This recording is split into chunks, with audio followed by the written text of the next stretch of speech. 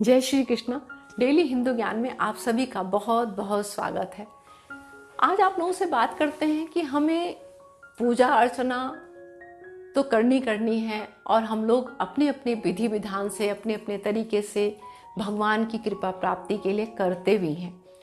लेकिन आप लोगों को पता है कि कुछ परिस्थितियाँ कुछ स्थितियाँ ऐसी होती हैं जिसमें हमें पूजा नहीं करनी चाहिए। पूजा जब हम समय से और विधि विधान से करते हैं, उचित समय पर और विधि विधान से उनके नियमों का पालन करते हुए जब करते हैं तो भगवान की कृपा हमें मिलती है। लेकिन कुछ गलतियां, छोटी छोटी सी बातें हैं जो हम जाने अनजाने करते हैं, जिसकी वजह से हमारी जो घर की परिस्थितियां हैं, जो हमारे सुख संपत्ति है, वो कम होने लगती है और उसमें विघ्न बाधा आने लगती है। हमारे जीवन में बहुत सारी परेशानियां आने लगती हैं। तो आज उसी के बारे में बात करते हैं कि किस परिस्थिति में, किस स्थिति में हमें पूजा नहीं करनी चाहिए।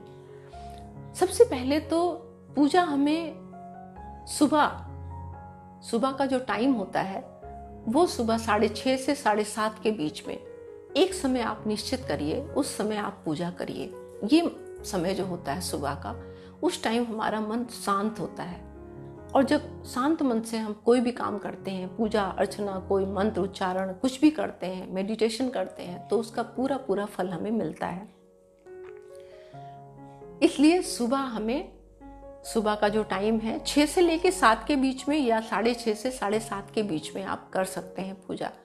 और शाम का जो समय होता है, शाम को भी यही टाइम जो होता है 6 से 7 के बीच में हमें पूजा करनी होती है। जो संधि बेला होती है, यानी कि जो रात का और शाम का जो मतलब सूरज जब अस्त होता है और रात का जब दोनों का संधि बेला जिसको बोलते हैं, संध्या का समय, तो यही टाइम होता है।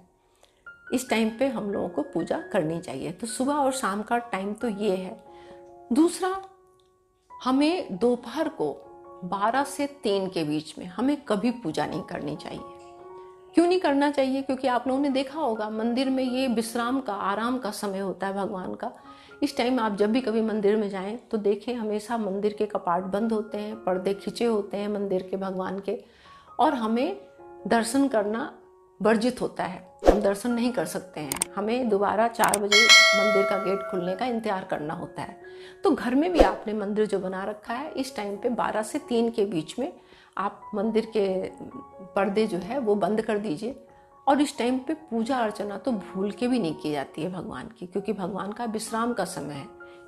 वैसे भी ये टाइम पूजा का नहीं होता है, तो इस टाइम पे हमें कभी भी पूजा नहीं करनी चाहिए।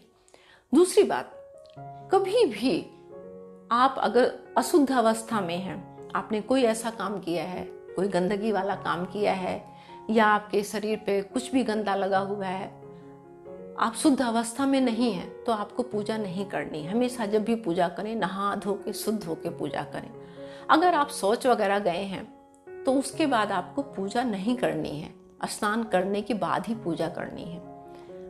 आप कभी भी इस अवस्था में अगर रहते हैं तो हमेशा नहा धो के शुद्ध होके, शुद्ध वस्त्र पहन के फिर भगवान की पूजा करिए।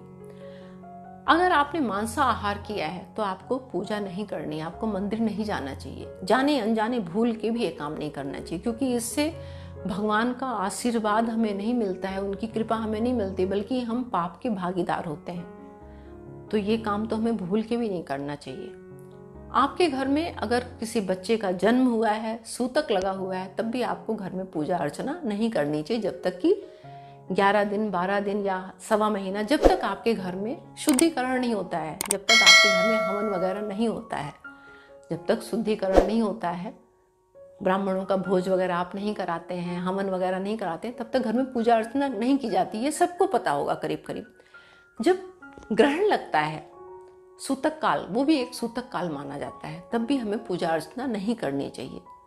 महिलाएं जो हैं, जो अशुद्ध अवस्था में हर महीने होती हैं, उस अवधि के दौरान उनको पूजा अर्चना नहीं करना चाहिए, यानी कि मंदिर में जाना भी नहीं चाहिए और भगवान के दर्शन भी नहीं करने चाहिए।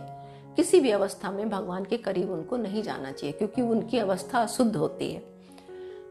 इसके साथ साथ अगर आप किसी से, आपकी लड़ाई झगड़ा हुआ है, आपने मारपीट की है, आप बहुत गुस्से में हैं, उस अवस्था में आपको भगवान की पूजा नहीं करनी चाहिए, क्योंकि ऐसी अवस्था में जब आप कहीं लड़ाई झगड़े में शामिल होते हैं, आप बहुत गुस्से में हैं, आपने कहीं मारपीट किया है, तो आपका मन बहुत अशांत है, और अशांत मन से कभी भी पूजा नहीं की जाती है। गुस्से में भगवान की पूजा कभी भी मत करिए। अगर आप इस अवस्था में हैं तो आप पहले बैठिए, पानी पीजिए, शांत होइए, पहले शांत होइए। इसीलिए जब पूजा हम करने चलते हैं तो कुछ टाइम के लिए, कुछ सेकंड के लिए, कुछ मिनट के लिए हमें ध्यान लगाना होता है, मेडिटेशन करना होता है, अपने मन को शांत करना होता है, फिर हम पूजा की शुरुआत करते हैं। तो ये सब बातें हैं, इन सब बातों को आप ध्यान रखिए। ये जो मैंने आपको बताया 5, 6, 7 अवस्थाएं की जिसमें पूजा नहीं की जाती है, ये बात का आप ध्यान रखिए कि इस अवस्था में हमें पूजा नहीं करनी। जो मैंने बताया आपको, सुबह शाम आप पूजा करिए, शुद्ध अवस्था में करिए, और भगवान के जो नियम बनाए गए पूजा करने के, उस नियम का आप पालन करिए, क्योंकि हर एक का एक विधि विधान है। पूजा करने के भी कुछ नियम हैं, उस नियम के हिसाब से आप करें। ज़्यादा करें कम करें वो आपकी सामर्थ्य है, आपकी श्रद्धा है, लेकिन आप उन नियमों का पालन करते हुए जब आप पूजा अर्चना करते हैं तो भगवान प्रसन्न होते हो और उनकी कृपा की प्राप्ति होती है, और आपके सारे काम यूं चुटकियों में बनते चले जाते हैं। तो आज के लिए बस इतना ही। मिलती हुई एक नई वीडियो में नई जानकारी के साथ, तब तक के लिए नमस्कार।